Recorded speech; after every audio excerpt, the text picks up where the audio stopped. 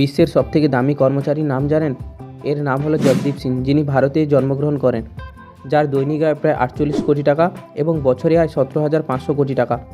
তথ্য অনুযায়ী বিশ্বজুড়ে বিদ্যুৎ চালিত গাড়ির কারবারে যে রমরমা শুরু হয়েছে, তার জন্যই তিনি এমন ইনকাম করেন।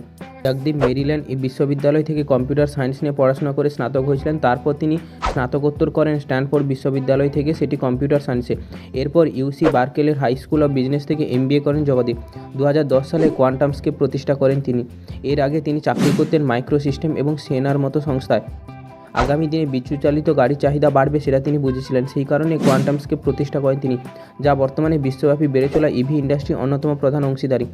জগদীপের এই সংস্থাকে বিশ্বের তাবড় গাড়ি প্রস্তুতকারী সংস্থা আর্থিক সহযোগিতা করেছেন, যাদের মধ্যে অন্যতম ভোক্সওয়াগেন। এছাড়াও মার্কিন ধর্মের বিল গেটসের আর্থিক সহযোগিতাও তিনি লাভ করেছেন। 2024 সালে কোয়ান্টামস্কেপের CEO পদে ইস্তফা দেন জগদীপ, দায়িত্ব তুলে দেন উত্তরসূরি শিব শিবমকে।